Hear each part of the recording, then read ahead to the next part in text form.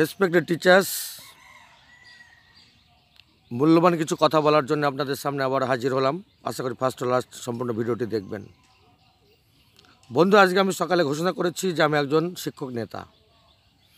মানে এটা মানানসই কি বেমানান সেটা আমি জানি না, আমার যখন যা মনে আসে তাই বলে দিই। আজকে মনে হয়েছিল যে আমাকে শিক্ষক নেতা হতে হবে। যদিও আমি এর আগে বলেছি শিক্ষক নেতা হওয়ার আমার যোগ্যতা নেই, নেতা হতে পারবো না, কিন্তু পরিবেশ পরিস্থিতি সময় এর উপরে ভিত্তি করে যোগ্যতা না থাকলেও মানে কাজ করতে করতে যোগ্যতা তৈরি হয়ে যাবে এবং আপনাদের আশীর্বাদ দরকার। তবে কতজন এতে সহমত হবেন জানি না, আশা করছি কিছু কিছু মানুষ সহমত হবেনি। এবং আমি বলেছি যে শিক্ষকদের সহযোগিতা করব। সরকারের কাছ থেকে দাবি আদায় করতে কতটা পারবো বা সরকারের কাছে আদেও আমাদের দাবি নিয়ে চরম পদক্ষেপ নিতে পারবো কি না সেটাও জানি না। সেটা পরিবেশ পরিস্থিতি সময় সহযোগিতা মানে সমর্থন এর উপর ডিপেন্ড করবে। তো আমি এক্ষুনি যেটা করলাম, আমি বলেছিলাম যে যারা বঞ্চিত অসহায় তাদের পাশে দাঁড়াবে শিক্ষক নেতা ইদ্রিস আলী শেখ তার সংগঠনের পক্ষ থেকে। এর আগে বলেছিলাম যে চ্যানেলের পক্ষ থেকে, এখন বলছে সংগঠনের পক্ষ থেকে। সংগঠনের কোনো নাম এখনও স্থির হয়নি, এখন তো প্রাথমিক পর্যায়। তো যাই হোক, আমি সেই রঞ্জিত মণ্ডলের বন্ধু, তাকে এখনই ফোন করলাম এবং বললাম যে ভাই, আমি তো বলেছিলাম যে সহযোগিতা করব, তার জন্য তাদের পারিবারিক অ্যাকাউন্ট নাম্বার দরকার। এবং এর আগে বলেছিলাম যে আগে তারা আসলেই পারিবারিক ভাবে তারা হেল্পটা চায় কিনা, কারণ অনেকজনই অলরেডি আমাদের জানিয়েছে যে আমরা হেল্প করবো, অ্যাকাউন্ট নাম্বার দেন। কিন্তু তারা তো অ্যাকাউন্ট নাম্বারটা যদি আমাদেরকে সাপ্লাই না দেয় তাহলে দিতে পারবো না। তো এখন যেটা আমি জানতে পারলাম যে তারা এই অনুদান নিতে আগ্রহী নয়। তো যাই হোক, আশা করব আমার প্রিয় রঞ্জিত ভাই পরলোকে শান্তিতেই থাকবেন এবং তার রেখে যাওয়া স্ত্রী পুত্র পরিজন বাবা মা ভালো থাকুক, এটাই কামনা করছি। বন্ধু, এই ভিডিও বার্তার মধ্যে দিয়ে আমি জানাতে চাই যে কোনো সামর্থ্যই নেই, কোনো অ্যাকাউন্ট নেই, কোনো ব্যালেন্স নেই, একদম জিরো এই জায়গায় দাঁড়িয়ে তবুও আমি ইদ্রিস আলী শেখ বুক চিতিয়ে বুক ফুলিয়ে বলছি, বঞ্চিত শিক্ষকদের পাশে দাঁড়িয়ে আমি কাজ করে যাব এবং দিস ইজ মাই কমিটমেন্ট। যদি মনে হয় সহযোগিতা করবেন, আর যদি মনে হয় সহযোগিতা করবেন না, তবে আমি বলেছি সংবিধান সামনে রেখে যে আপনাদের সাথে কোনো প্রতারণামূলক কিছু করব না। আপনারা মাঝে মধ্যে পার্সোনাল হোয়াটসঅ্যাপে স্মরণ করিয়ে দেবেন, কারণ আপনারা আমার গুরুজন, আপনারা আমার শ্রদ্ধেয় ব্যক্তি। আপনাদের অনুপ্রেরণাতেই আমি সচল, আপনাদের সহযোগিতায় আপনারা যে আমাকে দেখেন, ফলো করেন, এটাই সবথেকে বড় সহযোগিতা।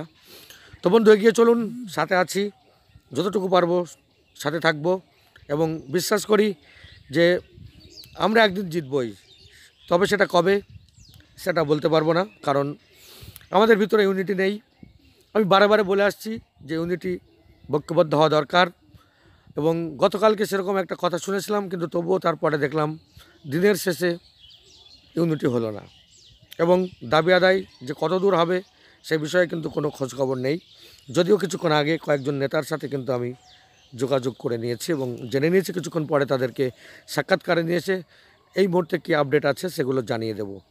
তো বন্ধু, আশা করছি আপনাদের সহযোগিতা পাবো এবং নেতা তো অনেক আছে, আরেকজন নেতা যদি বেড়ে যায় বা একটা সংগঠন যদি বেড়ে যায়, আশা করছি খুব একটা অসুবিধা হবে না। এবং দিনের শেষে, বছরের শেষে, 16 বছরের শেষে মানে আমরা প্রায় একই জায়গাতে আছি, খুব বেশি দূরে এগোতে পারেনি। তবে এগুলোর চেষ্টা চলছে, অনেক সংগঠন এগিয়ে যাওয়ার চেষ্টা করছে তাদের পদ্ধতিতে এবং সুপ্রিম পর্যায়ের পদ্ধতিতে এগিয়ে চলছে। আমি আজকে মনে করছি এই জায়গায় দাঁড়িয়ে যে